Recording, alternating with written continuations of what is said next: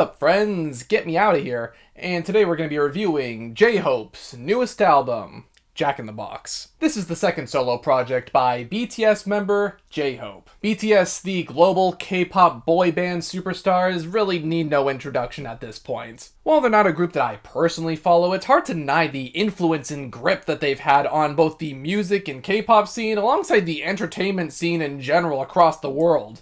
They're a group that tries it all, even if that does cause their quality of their work to be a bit inconsistent at times. However, the members are clearly skilled, so I wanted to take a look at a solo project to see how the boys can shine on their own. J-Hope's newest project honestly surprised me. He's a rapper in the group to be sure, but I wasn't expecting the album to be so hip-hop focused, especially going into the more hardcore and boom-bap sides of hip-hop. It's a bit too short to fully flesh out its ideas, but what is on here is mostly some pretty great stuff. After an intro that sort of sets the scene, we get the first real track of the album, Pandora's Box. It definitely establishes the record's darker sound, being very bassy and grungy, but hiding a hidden delicate side too. It's almost a bit horrorcore in that respect, hiding under the darkness to reveal some introspection. The delivery here is intense, and the instrumentals flow well and accent the vocals nicely. The theme of the track is desperation, coming from the vibe of the instrumentals overall to the vocals and lyrics depicting J-Hope seeing himself as sort of a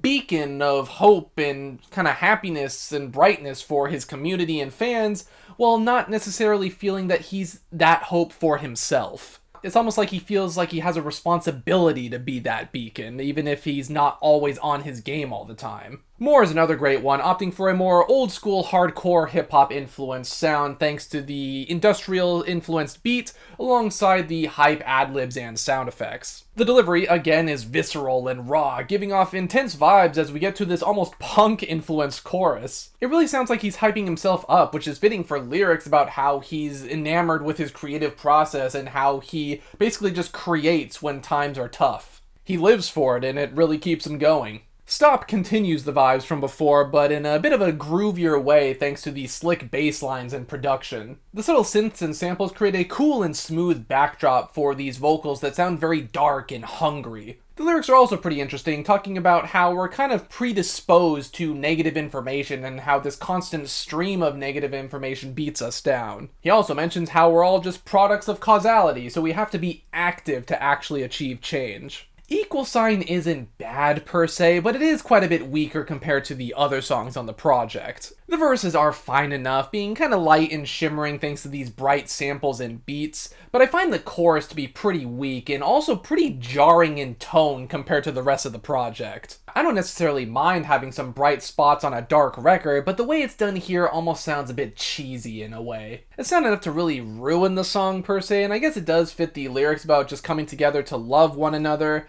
but it sounds a bit surface level because of it. What If has a pretty cool piano-driven beat and also this dark bass that weaves its way in and out of the track. The flows on this one are also pretty intense and energizing. It's rigid and sinister, but in a way that emphasizes his doubts about himself and his life, and if he'd even be the same person if he didn't have all of these things that he does now. The song also addresses how he has all of these expectations placed on him that he himself helped create, but he's beginning to wonder if this is actually an accurate reflection on who he is. It's an introspective intensity that's pretty interesting to see. Safety Zone is by far the best song on the record, taking some big inspirations from jazz rap and boom bap. I love the delicate piano and vocal samples, and the bass and beat are super smooth and mesh extremely well with J-Hope's very passionate vocals. This really showcases his introspective side the most, I think, and that chorus is seriously beautiful when the piano, strings, vocals, and bass just meld in harmony. The lyrics are also pretty well written, with him just feeling generally burnt out and how he prefers animals to people these days. It also conveys how he often feels like he's living for other people and how he doesn't really have a safety zone that he can fall back to where he can live for and just be himself. I mean, this is an extremely important part about mental health.